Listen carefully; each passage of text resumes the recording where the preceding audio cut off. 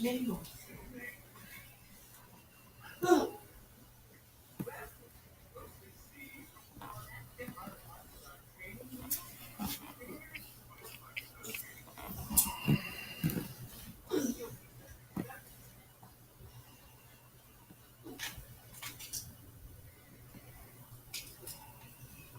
Watch videos. No. You don't want to watch it? But baby flash. Yeah. No. No. Yeah. Baby flash. No way. No. Yay. Yay.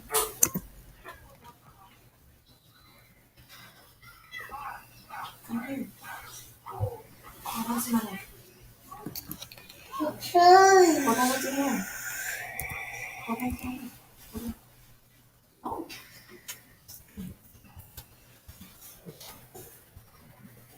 Okay. Legs down. The other one. Put your leg down. Wrap them on my own. Hold on to my leg. Shalom. Shalom, brothers and sisters. I'm not going to take up too much of your time. It's probably going to be just like a half hour or something like that to address a dream that supposedly Shamar had. And I'm going to give you guys better clarity, even according to what Shamar believes, what a serpent or what a snake represents.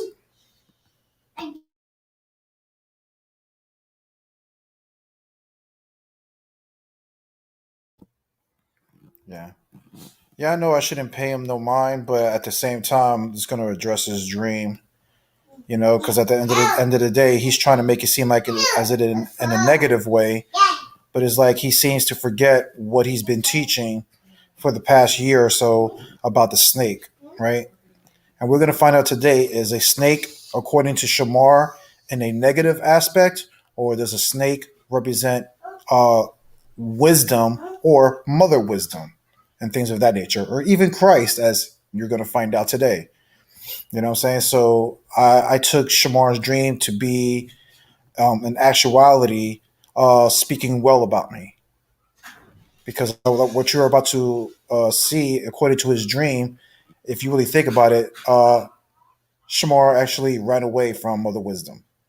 And I'm going to show you that in his own dream and how he even views what a snake is spiritually and figuratively in both aspects.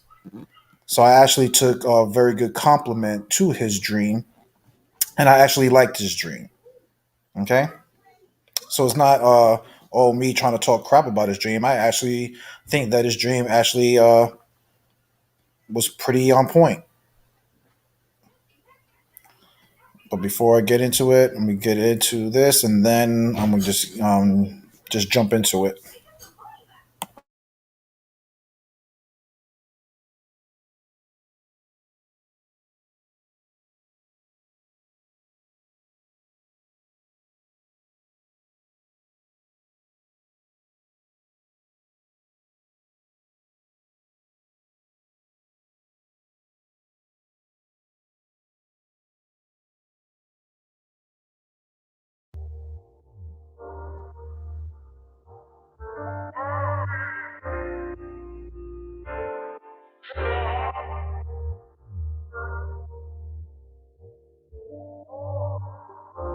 Go ahead and call me a coward, say that I'm not strong because I'm not like you.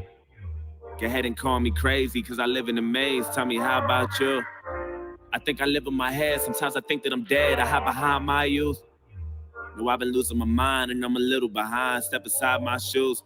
Cause I never been happy with myself. And I don't need no one feeling bad for me. Trying to offer me pity and throw jabs at me. Wanna give me advice and then laugh at me behind closed doors. Just close the door and let me be by myself. Just me and myself. I'm tired of living, I cry. I hear it's easy to die. I wanna see for myself. And I know that sounds crazy to everyone else, but I'm depressed as fuck, stressed as fuck. Ain't no medicine that can cure what's intense as drugs I need. I need extra love, and that ain't even enough. So that ain't even enough, and where the fuck is God? Yeah. Maybe I ain't believing enough, but today we gonna see if he's real. And if he is, then I guess I'm probably going to hell. Look, I ain't wanna die like this. I ain't picture my life like this. They don't know what it's like this. Pretending I'm happy so I can smile like this and laugh like you. Sometimes I wonder if I ever act like you. Could I finally fit in and maybe relax like, ooh? Or would you feel lost without me? Cause honestly, I think the world is better off without me and my mind spinning. This is the line finish. Truth is I don't care how they feel about my feelings. I made up my mind. I'm going out like Robin Williams. I guess I'm not the ordinary people of John Legend. And I've been suicidal since the day I was 9. Shit. Okay, the day I was 9. I've been tired of being bullied, couldn't stay out the fire. Grandma told me I should take it one day at a time. And damn it, look at me now. Fuck. Pen running out. Shit.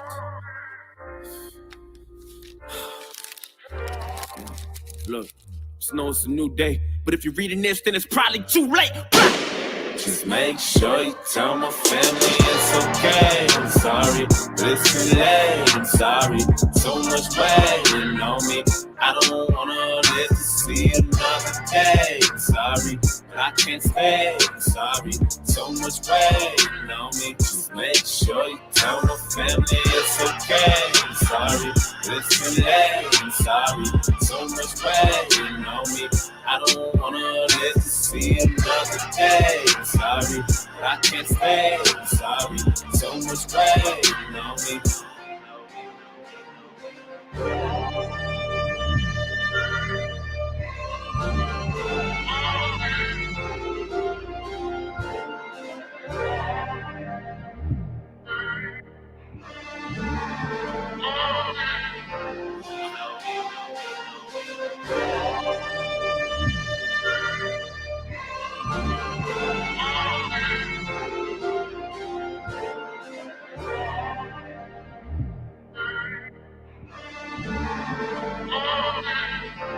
I hope you got what you wanted. I hope you finally happy. It's too late for you. Been going out of my mind. You don't know how many times that I done prayed for you.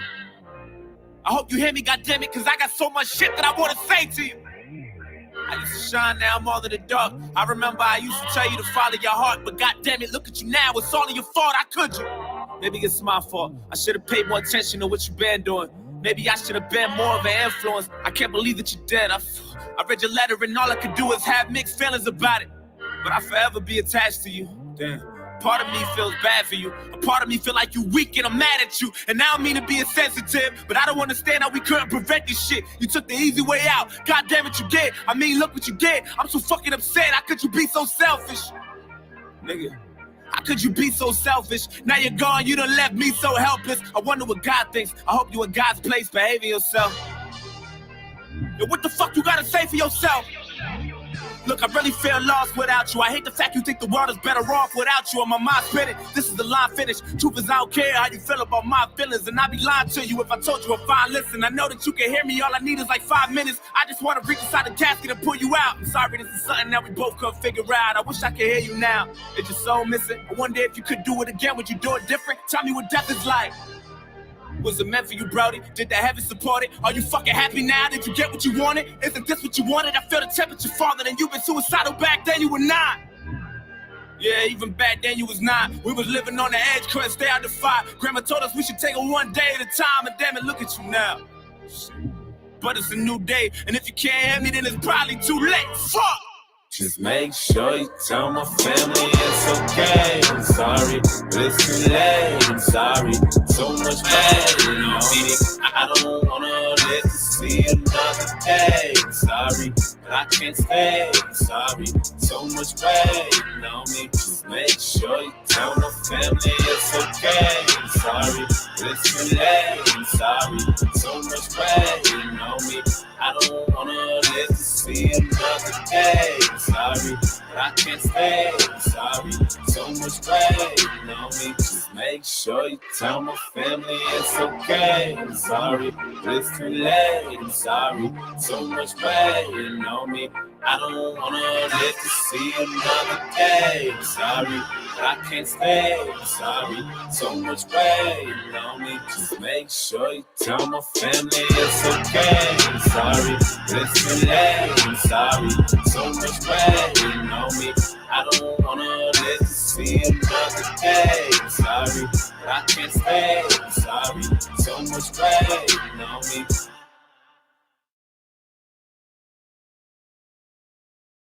Shalom, shalom. Shalom to everybody that's tuning in. Today, just going to address Shamar's dream. For anybody that thinks it's going to be in a negative, in actuality, I took Shamar's prophetic dream to be in a positive note because, again, I'm going to show you, brothers and sisters, what Shamar teaches about snakes and serpents and things of that nature, whether it's figuratively or spiritually, right? So, like I said, we're just gonna jump right into it. I don't want to take up too much of your time tonight. I know it's Sunday; people have to go to work early tomorrow, like myself, and I still got to drop off my eldest daughter. So, we're gonna try to make it as quick as possible. So, again, we're gonna address, like I said, his dream, and then we're gonna expose a lot of flaws of what he's been trying to convey. All right. So today we have Shamar uh, basically dropped a 4 minute video talking about a dream, a prophetic dream that he had about me, right? And if you notice in this 4 minute video, he kind of tries to make it as it how you say in a negative way, right? About a serpent that was basically chasing him. And we're gonna address very certain things that he's saying. And I want you brothers and sisters to listen and get the real context of what his dream is actually meaning according to his own belief, right? So I want to play it real quick.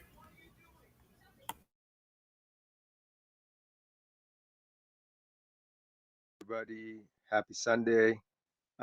Is your brother Shamar with Ancient Watchman. This is October the 7th, 2016. I always dreamt about being followed by huge snakes of different colors. In my lucid dreams, they're always trying to kill me or eat me. In those dreams, I always seem to have the power of flight or super strength, and seem to carry a sword, and I always kill them by cutting their heads off. It's always a different sword every time and a different snake every time.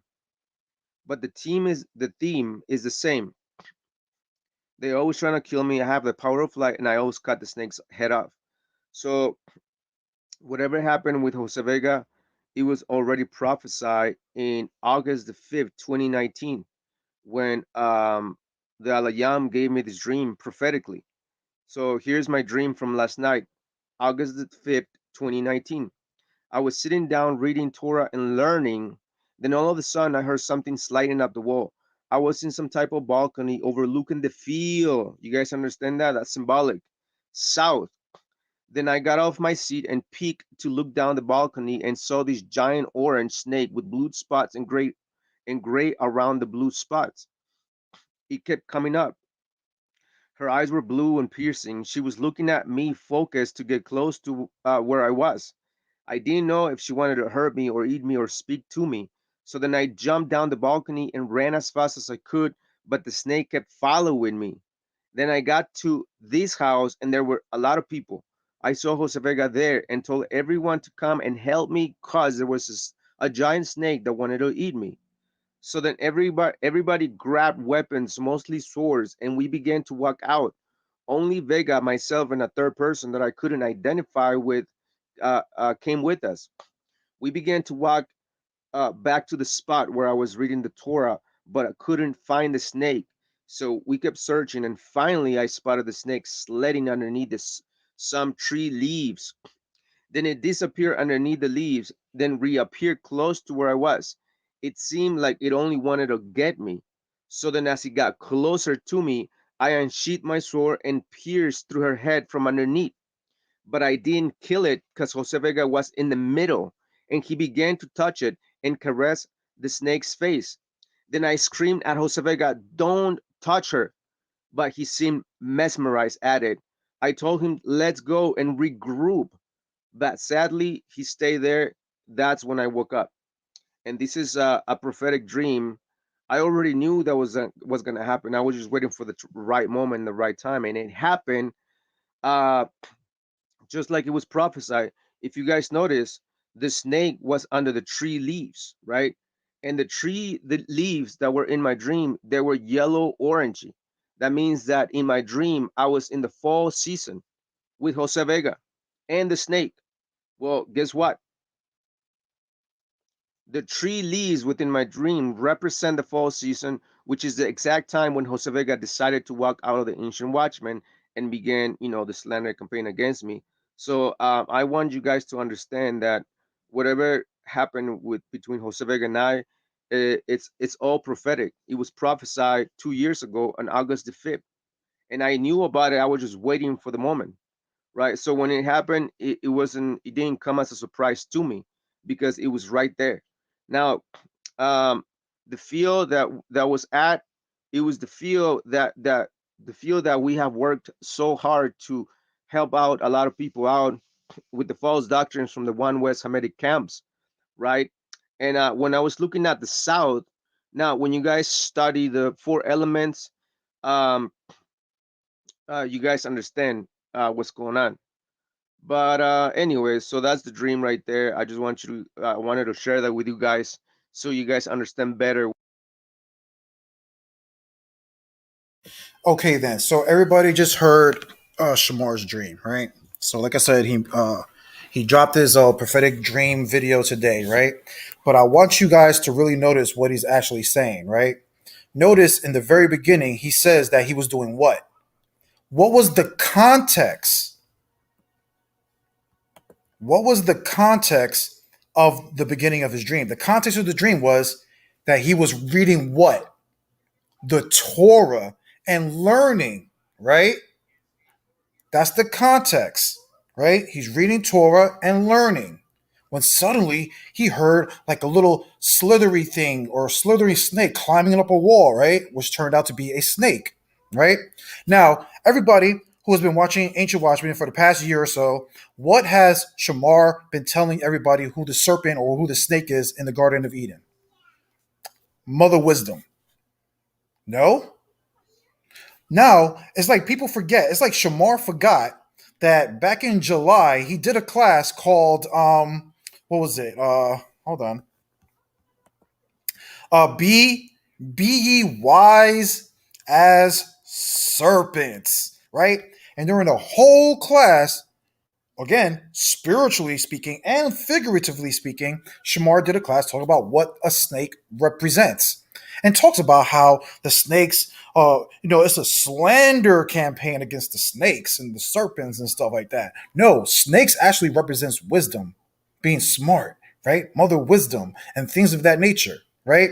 So when Shamar's saying that he was reading Torah, right, and learning, right, and trying to learn from the Torah, he saw the snake. What instead of embracing the snake, because remember what he said in his dream, that when he saw the snake, he didn't know what the snake wanted from him, either to hurt him, to talk to him, or whatever.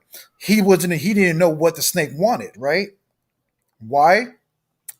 He should have just actually took his own advice of what he's been teaching for the past year, or for how long he's been having this thought process in his mind, right? Because we all know that when he says that, oh, I didn't know what it wanted, what was he actually saying at that point? That what? He ended up running away, right? And he ran into to a house with a whole bunch of us people. He saw me there, right? This is what he's saying, people, in his dream. So basically, he's reading Torah, right? He's reading Torah. Mother Wisdom tries to make contact with him. He runs away from Mother Wisdom, okay? From getting wisdom, because that's what a snake represents. And Shamar can't get around this, because again, I'm going to show you guys during the next video, all throughout this lesson. It's not going to be too much of your time. It's going to be like 1 or 2 minute clips or 3 minute clips of him explaining throughout the 6 hour things. I'm going to give you 4 instances throughout that 6 hour things or 2 or 3 minute clips of what Shamar says a snake represents spiritually and figuratively to other nations also.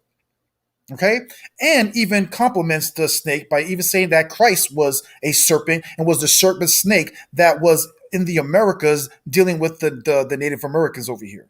You can hear it all out of his mouth. So again, I've taken his dream to be in a positive. Thank you, Shamar, because what you revealed in your dream is that I actually stood with Mother Wisdom and I actually messed with her, while you guys ran away from her. And you trying to say that you're trying to kill her and chop her head off. You're trying to get away from Wisdom, right? Because everybody saw your dream. I just explained it really, really quick.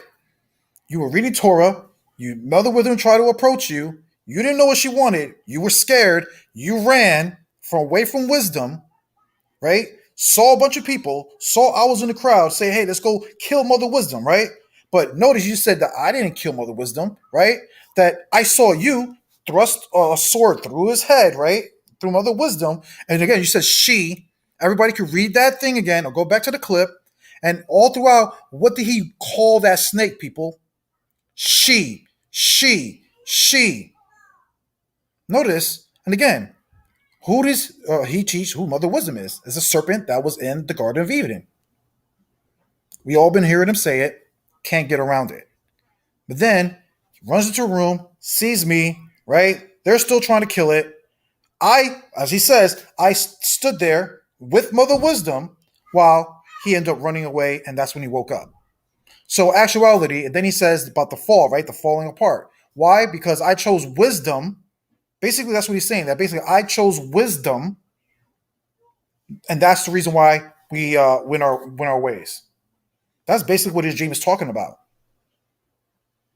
I chose wisdom, and I left it in the fall season. That's the reason why we went our different ways, because he's on some whatever he wants to be on. But let's bring out the evidence, right? So again, he can't say, oh, Zay's bearing false witness. Bro, I am your worst nightmare, Shamar. You know this. You know I'm your worst nightmare when it comes to receipts and getting down into your own videos. Well, you think I'm not going to go back and listen to or watch our old videos to debunk anything that you're going to say? Because I'm going to show that you're just a double speaking person. All you do is double speak all the time, which I'm going to prove again. Because everybody knows what. Matter of fact, what was it? Not last night. Yeah, Friday night, Mayam, right? He had the sister on, right? He has a clip right now saying how Enlil is Yahweh, right? But what I'm about to show you in this clip here, he didn't say that. And this is back in July. This is just 4 months ago, people. 4 months ago. He didn't say that Enlil was Yahweh. And you're going to see it for yourself. But yet, I want to show you a clip of him actually now saying that it is. But he's been knowing about the Samaritan tablets for years. So again, he doesn't know what he's teaching people. He's losing his mind. And he's thinking that I'm not going to catch him in all this stuff and that I'm not going to show you people the receipts. Watch this, right? Let's go find out what Shamar says about this one right here, right? On this about Enlil and God and all that stuff, right? And who these people are, right? Hold on, let me see. Right? He's going to say out of his mouth that Yahweh and Enlil don't run this world, right? I mean, and the Elohims don't run this world. But we all heard him saying that Yaldabaoth, which is Yahweh, and the Elohims are the rulers of this world. Has he not been saying that? Yes, he's been saying that every single damn live. That Enlil, Yaldabaoth are the gods of this world and they're Satan and blah, blah, blah, blah. Okay, let's go see if he was saying that 4 months ago. You wanted to play with the bulls, you get the horns.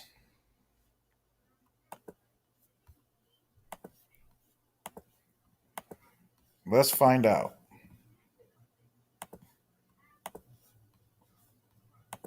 Because everybody that's born on this planet literally is born to a system of the beast and the darkness and cosmic powers that rule this planet.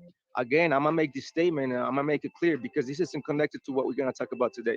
But I'm gonna make this clear. This planet is not being ruled by the Allahayam, by the Elohim, by the gods, or by the Mosai, by Ahaya or Yahweh, whoever you want to call him, right?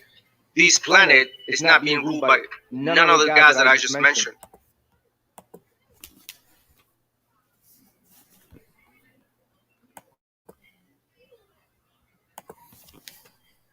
You guys heard it for yourself. You guys heard it for yourself. How isn't Shamar a double talker? Huh?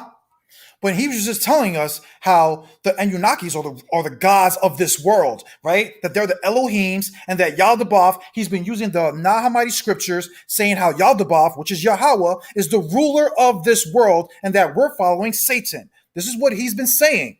But what did he just say right here, people? Huh? That the Elohims, right? And Yahweh or Yahuwah, they don't rule this world. They don't rule this planet. What? That's all you've been saying on every single live. But yet, here I have you lying and double talking. Let's hear it again. Let's hear it again.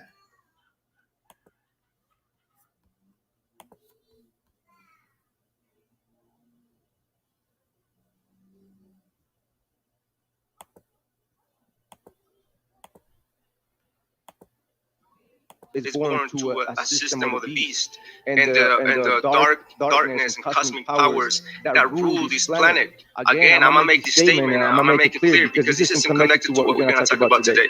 But I'm gonna make this clear. This planet is not being ruled by the Allahayam, by the Elohim, by the gods, or by the Mosai, by Yahya or Yahweh, whatever you want to call him, right? This planet is not being ruled by none of the gods that I just mentioned, or the Most High. Let's just keep it simple. There's dark entities at work controlling this planet at its various levels, bro. And that's exactly what we're gonna. So again, people, is not Shamar double talking? You heard it for your own ears. He's been going around talking about Yaldabaoth, Yahweh is Satan. He's the ruler of this world. He's been using, he can't get away from this. He can't. Shamar, you cannot get away from this double talking demon stuff that's coming out of your freaking mouth, bro. You have been using John chapter 8. John chapter 8 and trying to use Christ to expose Yahweh. Right? Saying that he's Satan, that he's the rule. Oh, Satan did Jose. People, all throughout the New Testament, who does it say that runs this world? Who rules this world? Satan. Yahweh. The Elohims. This is what Shamar has been saying. But yet, 4 months ago, he said, no, they don't rule this world. The Elohims, no, they're nothing. They don't rule this world. Oh, Yahweh, he's not the God of this world, of this planet. You all just heard him say it. You see what I'm saying? He's a double talking demon, bro. And I'm going to keep showing you over and over how he's a double talking demon. Shamar, just keep my name out your mouth and things will go good for you, bro. Because like you said, you're dealing with who? The diligent destroyer. And the diligent destroyer hears everything. And I listen to your words. And you think that I'm not going to find your contradictions and show everybody how you're contradicting your statements and your arguments? Like I'm going to show tonight. I'm going to show many contradictions of your beliefs about Enlil and the Samaritans. Bro, I'm going to chop your head off what you were saying just the other night about Abraham following Enlil. I'm going to chop your head off with this class right here that we're about to review. It's like what, Shamar? You think that I forgot that you said these things and that I'm not going to show the people that you said these things? The diligent destroyer is on his job, bro. Right? Check this out. Now let's start hearing what Shamar has to say about the serpent. I got like 4 time marks right now that we're about to play of what Shamar talks about the snake and what the snake means spiritually and all that stuff, right? Check this out. Be discreet and be sagacious and thoughtful, practical and skilled and acumen. Be ye wise means be intelligent or with a mental acquirement, be sharp, bro.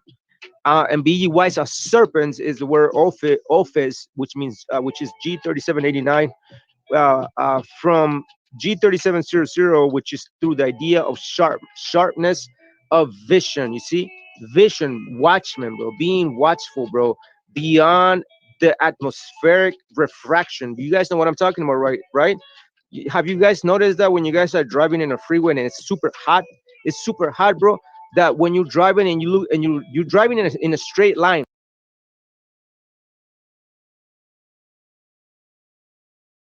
ye discreet and sagacious and thoughtful, practical and skilled and acumen.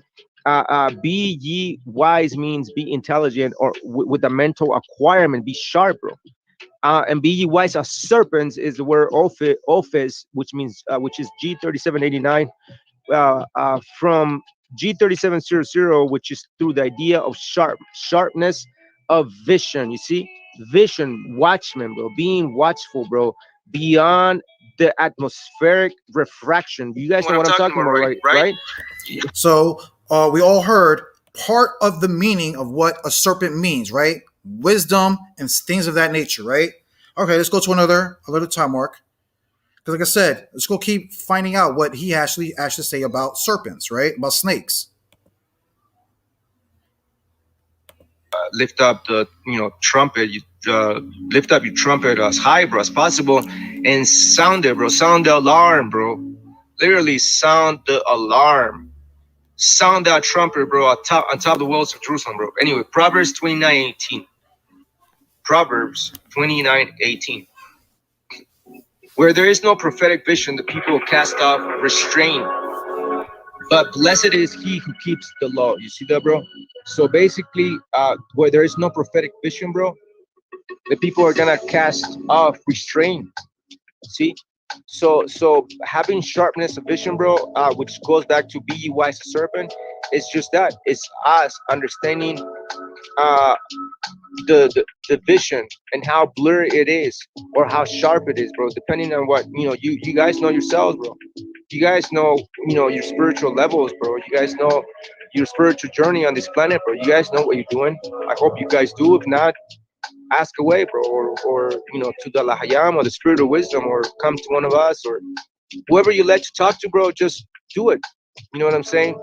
So yeah, be ye wise as serpents, be ye thoughtful, sagacious, and discreet.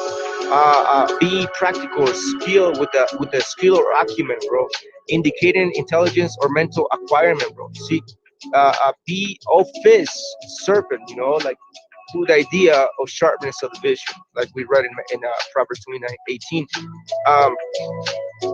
We know that according to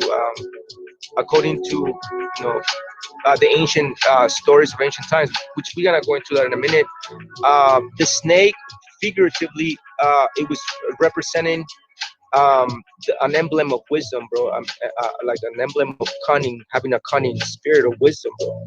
So that's why, like, way back in ancient times, various ancient civilizations, bro, adopted these symbology, bro, of the serpent being symbolized by the serpent, basically bloodlines on this planet, which it doesn't mean nothing more than you being the priestly lines, which are actually connected in a covenant of salt with the Lahayam, bro, in connection with the Lahayam, in order to download information to the regular people.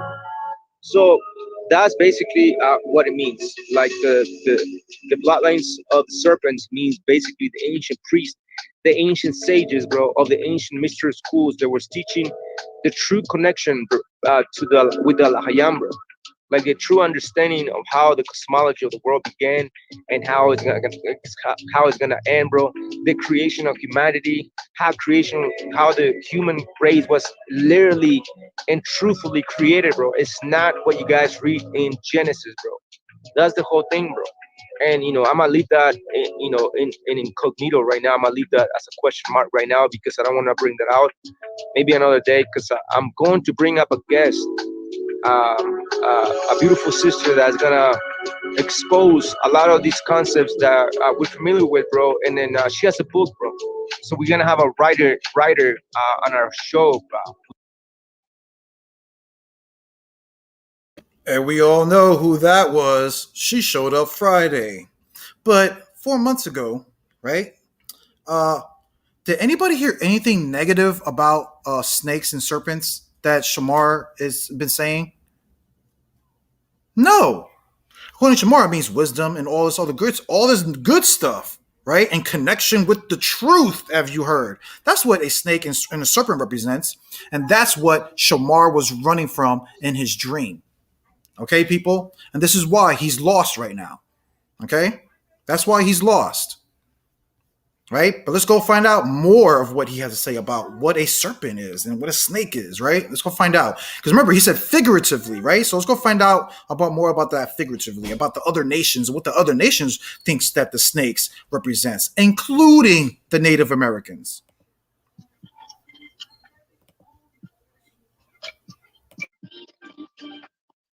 Yo, okay, so yeah, we're gonna read about the serpent, right? Because the serpent ideology has been around for thousands of years too, bro. Because um, the serpent symbolism, like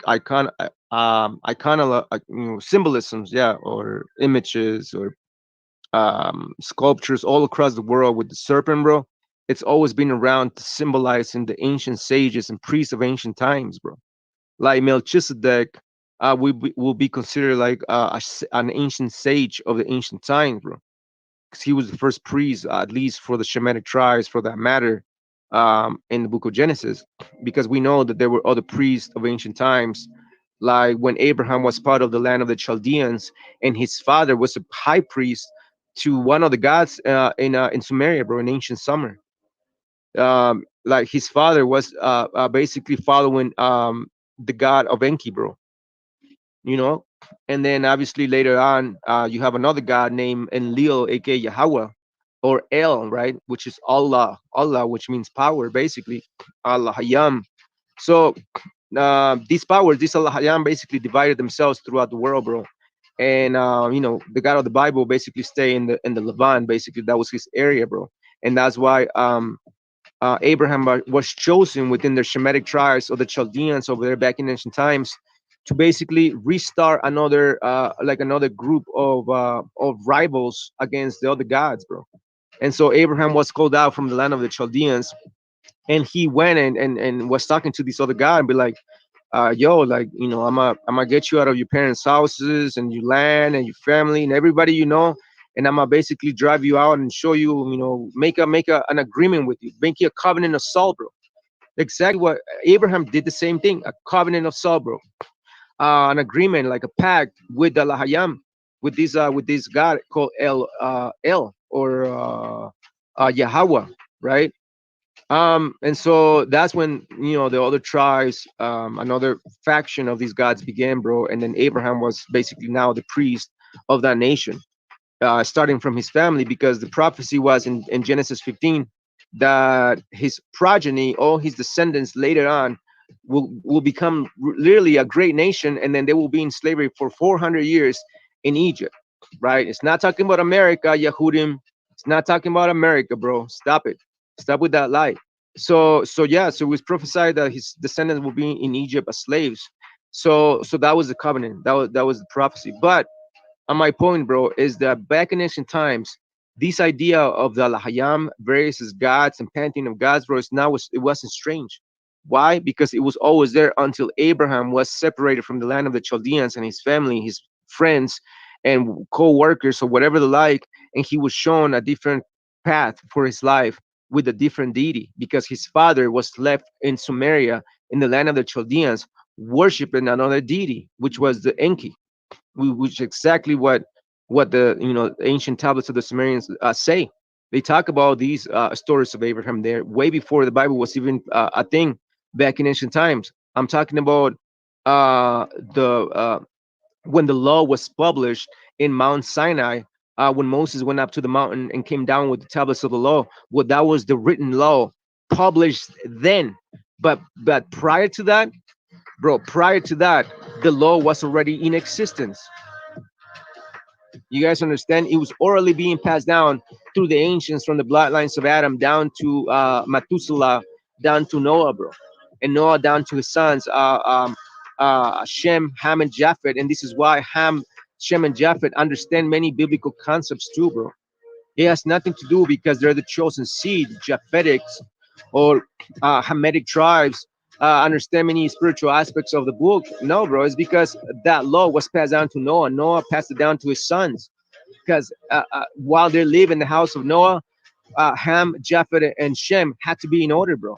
They had to obey their father, so they must have followed the commandments, statutes, and commandments in the house of Noah, bro. Once they were separated, they came out of the ark, bro, and they separated, bro. That's when they started doing their own thing, and that's when you have these different ideologies and different tribal gods, bro, amongst the tribes. You got the Hamitic people. They have their own pantheon of gods. The Shemitic people, they all have their own pantheon of gods. I mean, the Muslims, even though they're Shemitic, they have their own pantheon of gods, right? They have Allah. Allah basically would not be the same as the God of the Bible, even though they say, because the word Allah is basically the word Allah in. Bro, I know you guys are hearing what I'm hearing, right? All this double talking. He just said that the God that, first of all, that there's different gods that represents different for Ham, Japheth, and Shem, meaning that the Hamites have their own gods that they deal with, right? And not only that, but the Shemitics, right, people from Shem, not only do they have a god, but they have gods within gods. Then he even brought up Allah and how Allah is different from the Samaritan gods, right? The same thing with Abraham. Bro, you're not gonna find anywhere. First of all, the time periods don't even match with the stories that these unlearned people are talking about. Because even in the time of Abraham, Enki wasn't in rulership. Neither was Enlil. By the time that they were around, Abraham, was like their grandchildren were basically running it, or whoever Anu put in charge of the Middle East, right? Because we all read last night from the Samaritan tablets where even Enlil even gets a land amongst the other Anunnaki. Enlil, people, Enlil, not Enki, Enlil, who these unlearned brothers and sisters are saying was the God that separated Abraham away from the other Samaritan gods. That doesn't make any sense. Enlil is a Anunnaki, along with everybody else in that's in Samaritan. And even he just said that even the Shemites have different tribal gods. Show me where Enlil in that time period, Shamar, according to the Samaritan tablets, him being the ruler at that time, or even after Abraham. Huh? How are you skipping the points where Enki came over here, created Adam? Now, what's the time difference between Adam and Abraham? Huh? And between that period, how many, according to the Samaritan tablets, how many rivalries or Anunnakis came up on rulership before Abraham even stepped on the scene?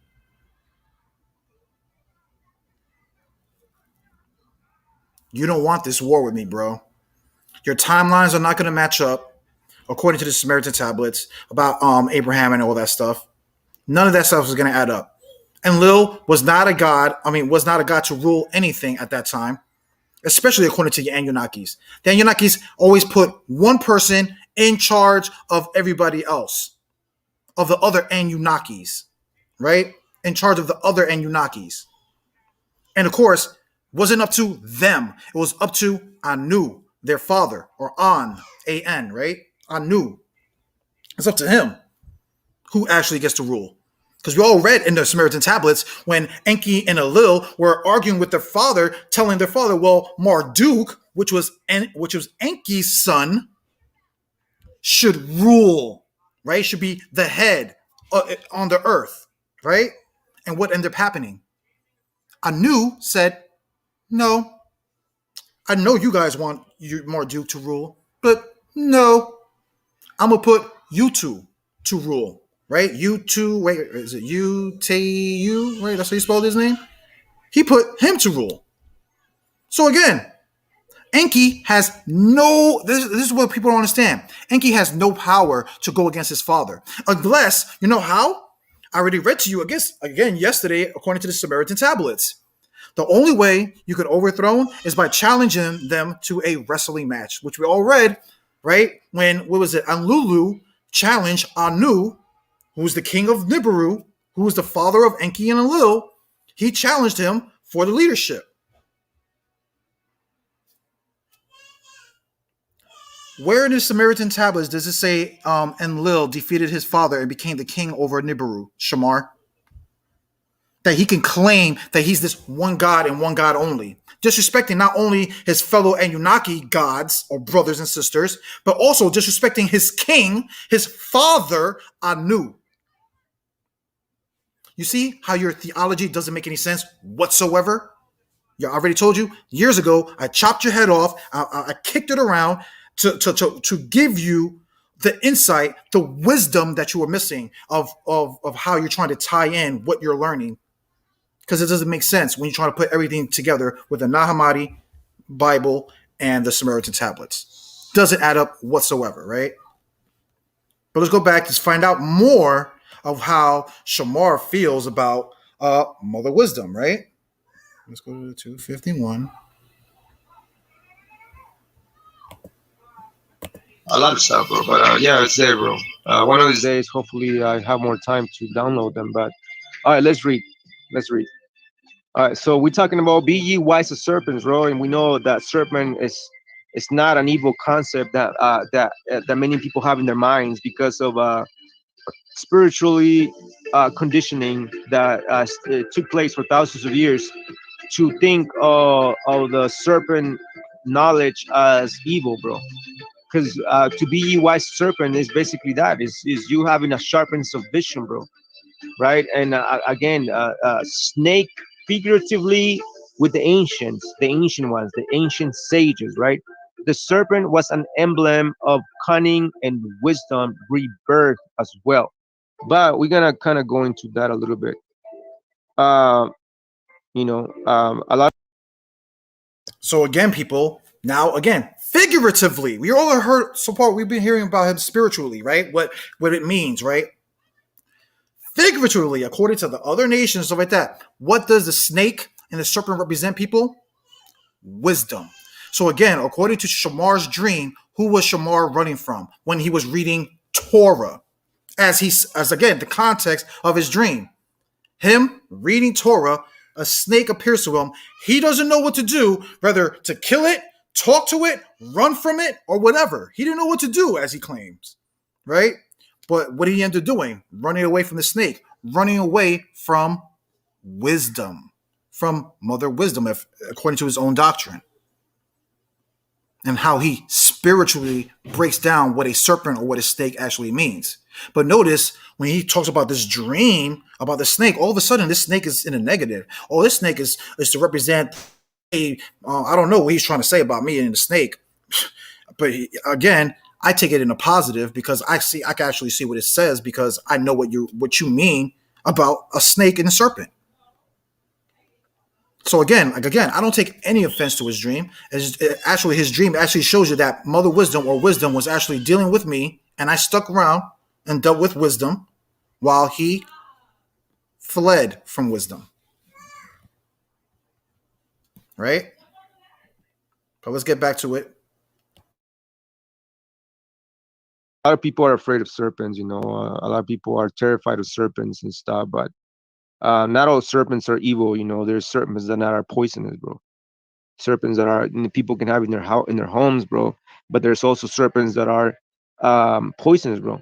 And this is why the discernment comes in to be able to discern the spirits, bro, to see who's actually a good serpent and who's an evil serpent, bro. So, yeah. All right, so the word serpent comes from the Latin serpens, meaning a creeping thing or snake. The symbol is one of the oldest and most commonly used across a myriad of ancient cultures to symbolize wisdom, death, resurrection, fertility, and procreation, bro, or rebirth, right? Because, the snake sheds her own skin in order to renew herself, to rebirth anew. Right? It says in African mythology, an ancient god created the sun, moon, and thereafter the earth, which he fashioned from a lump of clay, bro. Sound familiar, bro? Sound familiar? Sounds like Genesis, right? Sounds like the creation of Adamu or Adam. Bro, again, going back to my statement earlier, like when Ham, Japheth, and Shem were in the house of Noah, Noah was teaching them the commandments, bro. Literally, that's what he was doing because he was the priest of that house. So Ham, Japheth, and what's his other name? Ham, Japheth, and Shem, bro. They all learned the law there, bro, orally. So that's why we read it here in the African mythology. An ancient god created the sun, moon, and thereafter the earth, which he fashioned from a lump of clay. The god also created a set of twins, the primitive beings called Numo. The twins were half human and half snake.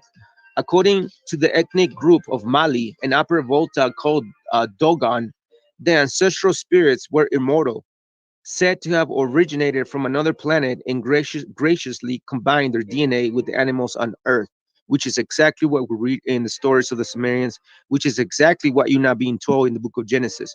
Because the whole creation of Adam and Eve is not what you guys think.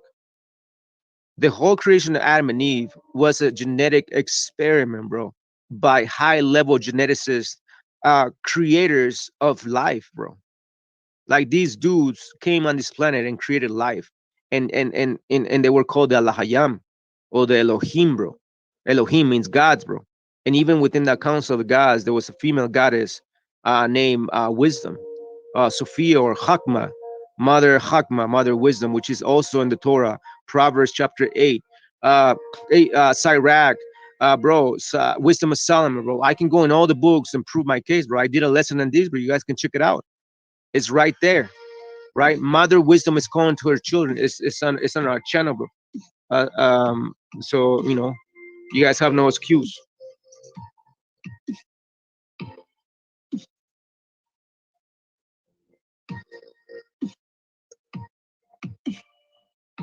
All right, so let's go back to the serpent knowledge, bro, that was scattered throughout the world.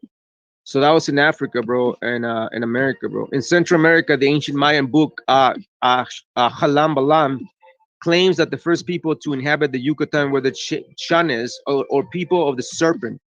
See that? Sources cite the Chanes or Hanes as being led across the sea by the serpent god Itzamna. Itzamna, you see? So there was a group of people being led in the sea by across the sea by the serpent god Itzamna, who ruled by his esoteric knowledge rather than strength. Feather serpents were also depicted in much of their art, possibly implying Halam Balam claims that.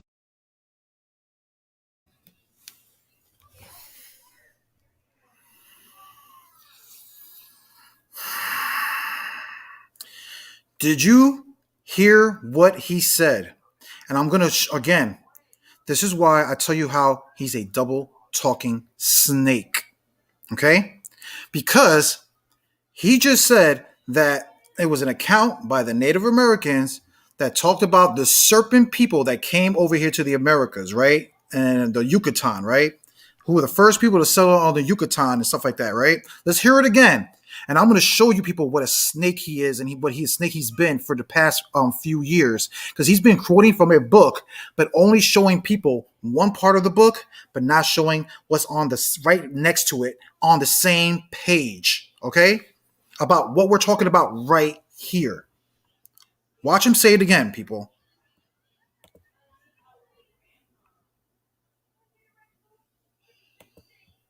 Halam Balam claims that the first people to inhabit the Yucatan were the Chanes, or people of the serpent.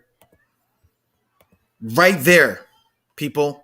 You heard him, right? Or the Chavez, right? Or the Chanes, right? Or the settled in the Yucatan, right? In the Americas, right? That were from the serpent people, right? Okay, watch this. Watch this.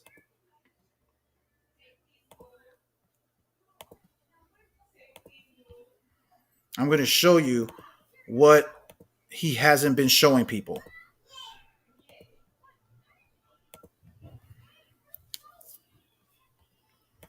Now, we've all seen Shamar quote from the book, The Mexican Temple, whatever, right? We all saw this, right? Where he shows the manuscript, right? where it says, in the manuscript written in Quiche in 1554 by several Maya Indians and Spanish translator Pablo, Jose Chene had this to say. It was supposed in a manuscript that the three great Quiche nations mentioned in particular are descendants of the 10 tribes of Israel. Everybody has seen Shamar quote this scripture, right? But notice, right, what's here, right next to it, right, was written in yellow. He has never showed you guys what is written in here. But today, I will. Okay? Hold on. I will show you what is written there. Watch this.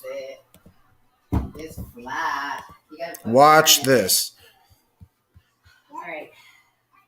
So it doesn't look like you guys are we're about to in a little bit. In a little bit, babe. Hold on. Now look at this, people. Let's read this. Same page, people. Same page. Let me put it on big screen for y'all. Let me get myself out of here. Right? Let's read together.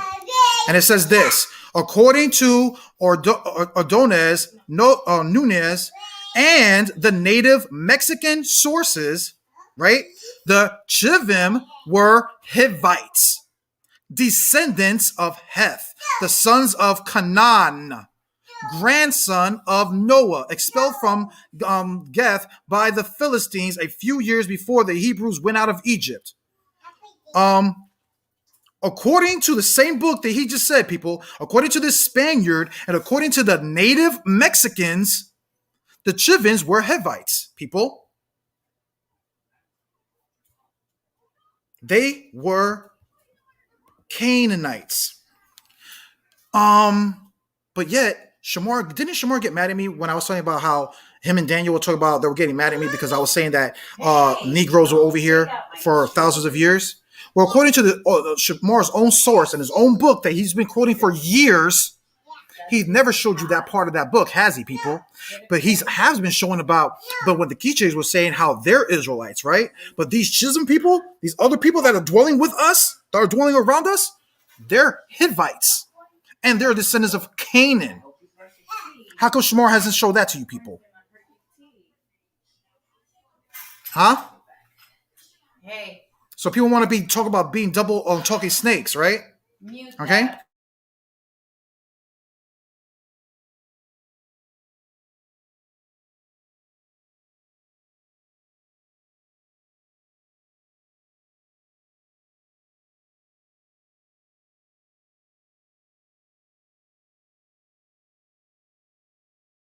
Okay. So notice he haven't showed you that, right? So again, let's go back to the video. Again, how many lies have we called Shamar already today, people? We all heard how he's been saying that the archons, Yaldabaoth, are the gods of this world, of this planet, right? They're Satan and all this other stuff, right? Bloodthirsty demons. But yet, in the beginning of this video, what did he say? That the Elohims and Yahweh or Yahuwah, or whatever title you said, they're not the rulers of this planet. He said that in the beginning. If you guys who just tuned in, when I'm about to be done with this live, rewatch it, and you'll see me showing all of this, all the double talking that Shamar's been doing, and how his actual dream was actually him talking to me in a positive, not in a negative, like how he's been trying to portray it. When all I'm doing is using his words, how he breaks it down figuratively and spiritually, what a snake and what a serpent represents. And as you've seen all throughout this presentation, Shamar looks at the serpent or snakes in a positive way, representing wisdom, knowledge, and a connection to Mother Wisdom, or to a connection to the Most High. As you heard him repeatedly say throughout the lesson, be ye wise as serpents, that he did 4 months ago, that he completely forgot that he did that lesson. I guess he must have forgot. For today, trying to make this serpent as this negative thing. Oh, that's why we broke. The thing happened between me and Jose. Try to say it in a negative way. No, it was actually in a positive for me, because he actually ran away from Mother Wisdom, right? Now let's get to. I'm almost finished. Like I said, it ain't gonna be too long.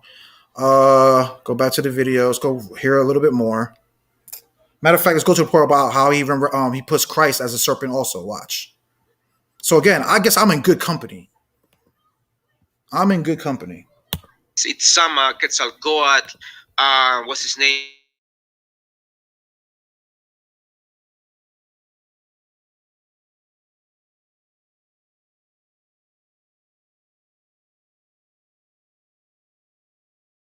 on the side of the world. Hold on for a second. There's books that says that some of the I forgot to share, so I got to take this off. And then I got to share it again. That's right.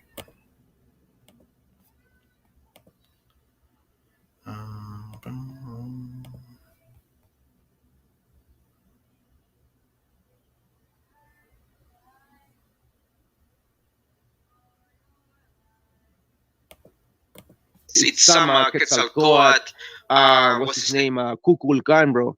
They were all sages and wise men that came and taught our people, bro. Just like there's a teaching going around that Christ supposedly came on the side of the world. I mean, there's books that says that some of the oral stories of the natives speak on a man that was preaching good deeds to do good deeds to humanity and help your neighbor and this and that and the third. And then he was basically traveling back and forth from North, Central, and South America, bro. And obviously he was called Quetzalcoatl, bro. The ancient serpent, basically. And this man was teaching righteousness to the natives, to the tribes, bro. Literally, he went around teaching around, bro. And so there's a lot of stories, a lot of oral tradition being passed down when it comes to that part right there. So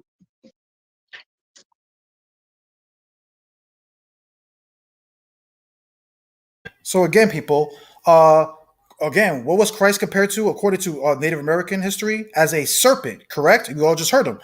As a snake. Okay. Again, was Shamar just talking about the serpent or a snake in a negative or a positive again? Oh, in the positive.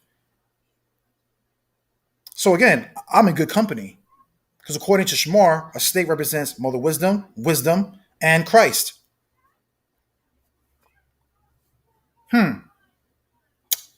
What else, Shamar?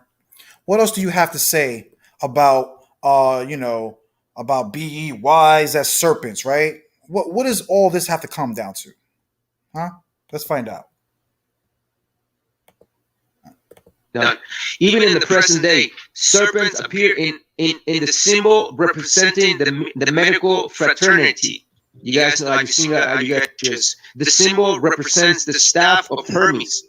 The snakes intertwine around his staff, which he separated in a fight, came to represent harmony, bro. See, for those who are terrified of the ancient barrier of good and evil, serpents are unfortunately here to stay and cannot be eradicated from the planet magically, so on and so forth, bro. Which is exactly why you have clowns like Judah Natsara calling me a serpent seed, bro. Yeah, many people out there calling me a serpent, having a serpent tongue. Why? Because there's aspects that I understand that a lot of brothers do not understand, bro. And it's not my fault. It's really not my fault, bro. So, that's why back in ancient times, the serpent seed was basically slandered throughout thousands of millenniums, bro, to be the evil one. When in fact, the serpent is the one that actually taught wisdom, knowledge, and understanding to Adam and Eve. And later on, these other archons, which are the ones that are control of this planet, bro, they twisted the story around, bro, and slandered the sons of the serpent, which is the son. So again, what was Shamar actually talking about his dream that he had back in 2019? That today he's trying to do what? Was not Shamar trying to use his dream to slander me? But not really me. To slander who? Wisdom. As you just heard him say again, that there has been since ancient times a slander campaign against the snake.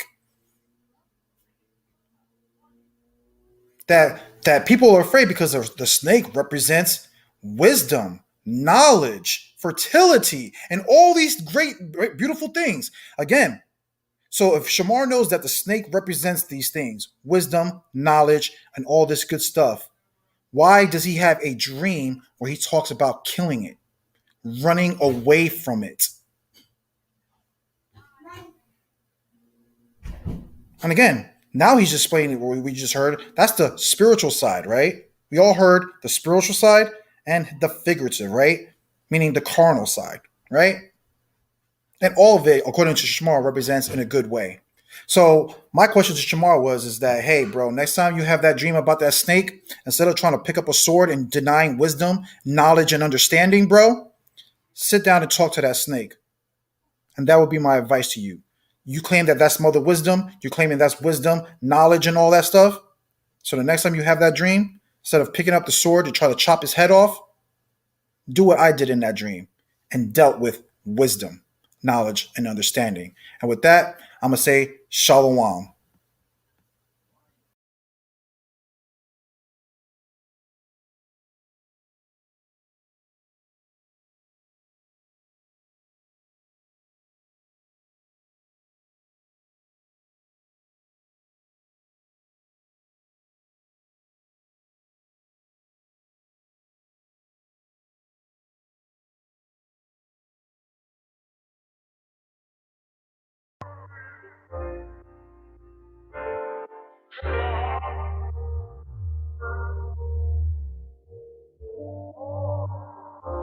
Go ahead and call me a coward, say that I'm not strong because I'm not like you.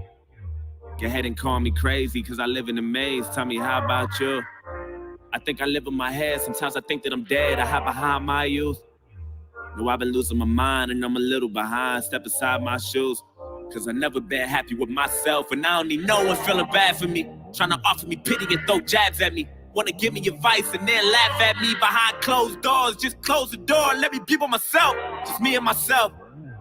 I'm tired of living, I cry. I hear it's easy to die. I wanna see for myself. And I know that sounds crazy to everyone else, but I'm depressed as fuck, stressed as fuck. Ain't no medicine that can cure what's intense as drugs I need extra love, and that ain't even enough. So that ain't even enough, and where the fuck is God? Yeah.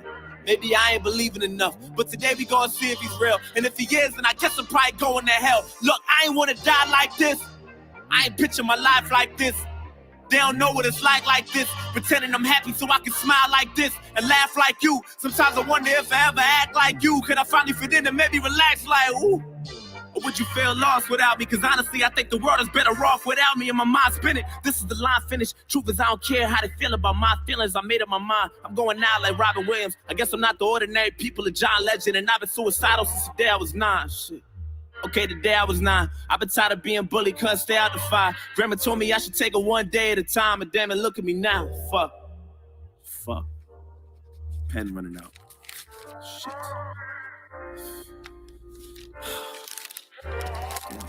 Look, just know it's a new day, but if you're reading this, then it's probably too. Just make sure you tell my family it's okay. I'm sorry, but it's too late. I'm sorry, so much waiting on me. I don't wanna live to see another day. I'm sorry, but I can't stay. I'm sorry, so much waiting on me. Just make sure you tell my family it's okay. I'm sorry, but it's too late. I'm sorry, so much waiting on me. I don't wanna live to see another day. I'm sorry, but I can't stay. I'm sorry, so much waiting on me.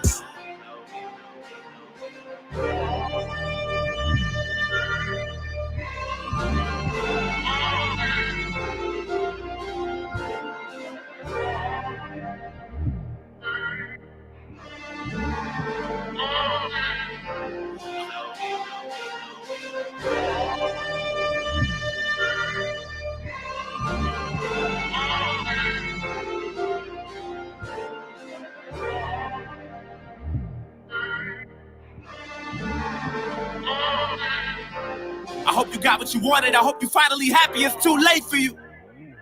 Been going out of my mind. You don't know how many times that I done prayed for you. I hope you hear me, goddammit, cause I got so much shit that I wanna say to you. I used to shine, now I'm all in the dark. I remember I used to tell you to follow your heart, but goddammit, look at you now. It's all in your fault. How could you? Maybe it's my fault. I should have paid more attention to what you been doing. Maybe I should have been more of an influence. I can't believe that you're dead. I read your letter and all I could do is have mixed feelings about it. But I'll forever be attached to you. Damn. Part of me feels bad for you. A part of me feel like you weak and I'm mad at you. And I don't mean to be insensitive, but I don't understand how we couldn't prevent this shit. You took the easy way out. God damn it, you did. I mean, look what you did. I'm so fucking upset. How could you be so selfish? Nigga. How could you be so selfish? Now you're gone, you done left me so helpless. I wonder what God thinks. I hope you in God's place, behaving yourself. Yo, what the fuck you gotta say for yourself? Look, I really feel lost without you. I hate the fact you think the world is better off without you. On my mind spinning, this is the line finish. Truth is, I don't care how you feel about my feelings, and I'd be lying to you if I told you I'm fine. Listen, I know that you can hear me. All I need is like 5 minutes. I just want to reach inside the casket and pull you out. I'm sorry, this is something that we both couldn't figure out. I wish I could hear you now. Is your soul missing? I wonder if you could do it again. Would you do it different? Tell me what death is like. Was it meant for you, Brody? Did the heavens support it? Are you fucking happy now? Did you get what you wanted? Isn't this what you wanted? I feel the temperature falling, and you've been suicidal back then, you were not. Yeah, even back then you was not. We was living on the edge, couldn't stay out the fire. Grandma told us we should take it one day at a time, and damn it, look at you now. But it's a new day, and if you can't hear me, then it's probably too late. Fuck! Just make sure you tell my family it's okay. I'm sorry, but it's too late. I'm sorry, so much waiting on me. I don't wanna live to see another day. I'm sorry, but I can't stay. I'm sorry, so much waiting on me. Just make sure you tell my family it's okay. I'm sorry, but it's too late. I'm sorry, so much waiting on me. I don't wanna live to see another day. I'm sorry, but I can't stay. I'm sorry, so much waiting on me. Just make sure you tell my family it's okay. I'm sorry, but it's too late. I'm sorry, so much waiting on me. I don't wanna live to see another day. I'm sorry, but I can't stay. I'm sorry, so much waiting on me. Just make sure you tell my family it's okay. I'm sorry, but it's too late. I'm sorry, so much waiting on me. I don't wanna live to see another day. I'm sorry, but I can't stay. I'm sorry, so much waiting on me.